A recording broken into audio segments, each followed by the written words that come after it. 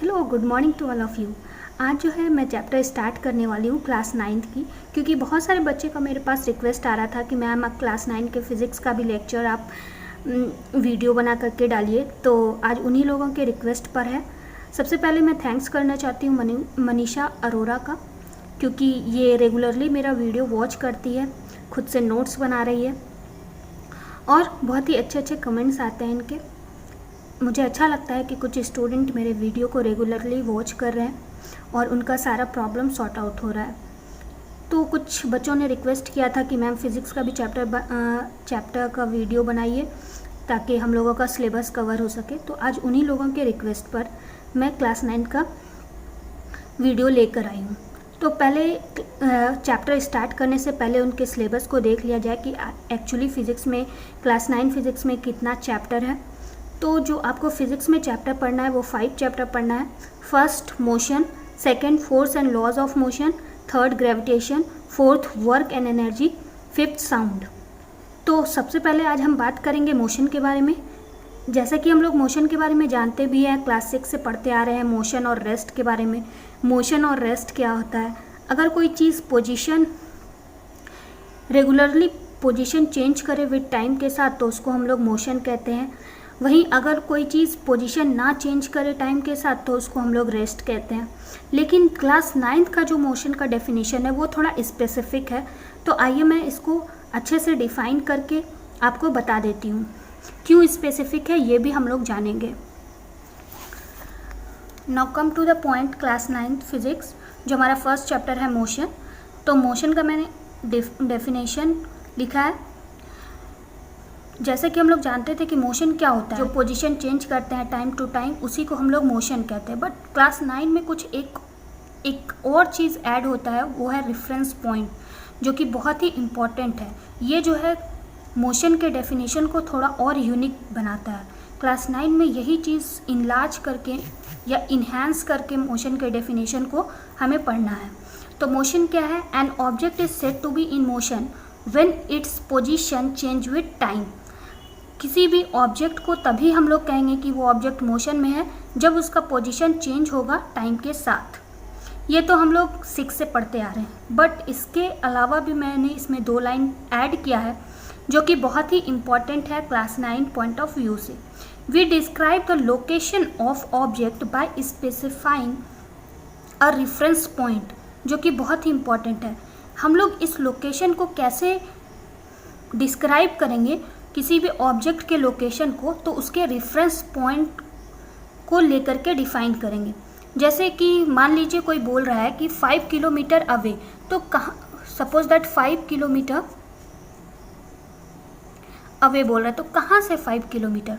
कोई एग्जैक्ट तो कुछ होगा ना, कुछ रेफरेंस पॉइंट तो उसका होगा।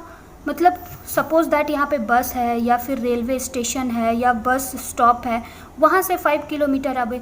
तो ये जो बस स्टॉप या रेलवेज या कुछ भी हुआ, तो ये जो पॉइंट हुआ जहाँ से वो स्टार्ट हो रहा है, जिसको ओरिजिन भी कहते हैं, ओरिजिन पॉइंट भी कहते हैं, और इसी को रेफरेंस भी कहा जाता है। तो ये बहुत ही इम्पॉर्टेंट रोल प्ले करता है क्लास 9 मोशन के डेफिनेशन में, क्योंकि यहाँ एक वर्ड जुड़ गया by specific a reference point.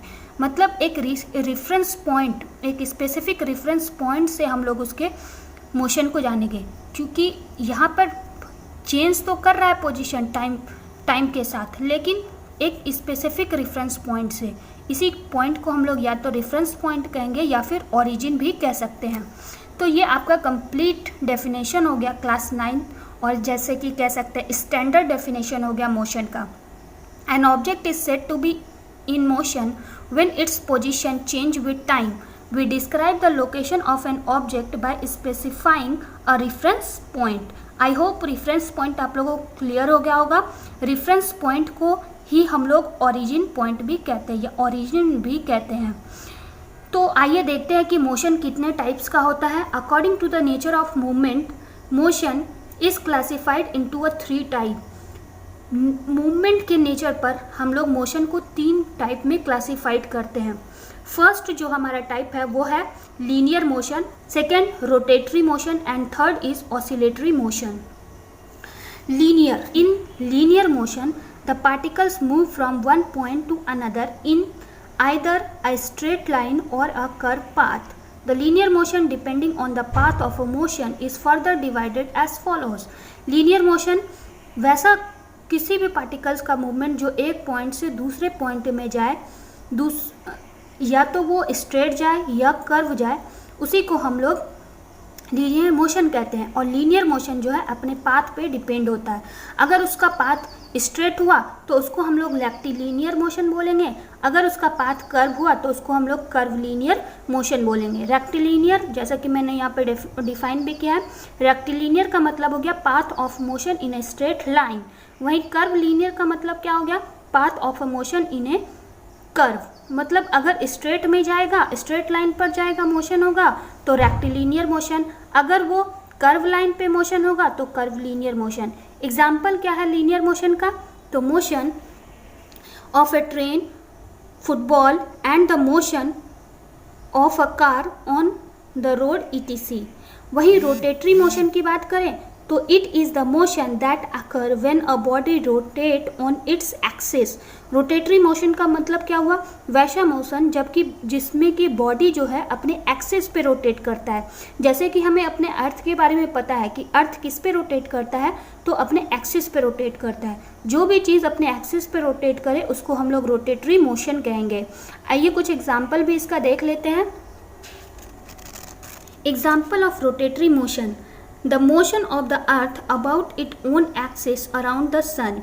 जो अर्थ का मोशन है कि वो अपने एक्सिस पर घूमता है और सन के चारों ओर चक्कर लगाता है, ये भी एक रोटेटरी मोशन का एग्जाम्पल है। While driving a car the motion of a wheel and the steering wheel about it axis.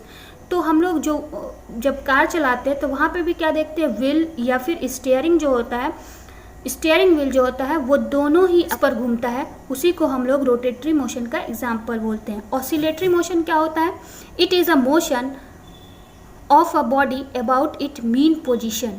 मतलब इसमें मोशन तो होगा लेकिन बॉडी का जो मोशन होगा वो अपने मीन पोजीशन पे ही होगा, वैसे मोशन को हम लोग ऑसिलेटरी मोशन कहते हैं। एग्जाम्पल क्या है ऑसिलेटरी मोशन का, when a child on a swing is pushed the swing move to and fro about it mean position. जैसा कि हम लोग देखते हैं अगर झूले पे बैठेंगे तो झूला क्या है, वो एक जगह टंगा हुआ है और वो क्या करेगा, टू और फ्रो, मतलब अपने मीन पोजीशन पे ही वो मूव करेगा। इसी मूवमेंट को हम लोग ऑसिलेटरी, इसी मोशन को हम लोग ऑसिलेटरी मोशन कहेंगे। Pendulum of a clock exhibit oscillatory motion. वहीं पेंडुलम की भी बात कर ले तो उसको हम लोग क्या करते हैं, एक जगह पे फिक्स कर देते हैं और फिक्स करने के बाद जब हम लोग उसको पुश करते हैं तो वो क्या करता है कि मोशन में आ जाता है, और वो मोशन कैसा मोशन कहलाता है, ऑसिलेटरी मोशन कहलाता है। क्यों, क्योंकि वो अपने मीन पोजीशन पे ही मूव करता है, इसी वजह से उसको हम ऑसिलेटरी मोशन कहते हैं। आगे हम लोग नेक्स्ट क्लास में पढ़ेंगे। होप आप लोगों को वीडियो पसंद आया होगा। तो अगर मेरा वीडियो पसंद आए तो प्लीज़ लाइक, सब्सक्राइब और कमेंट करना ना भूलें। Thank you.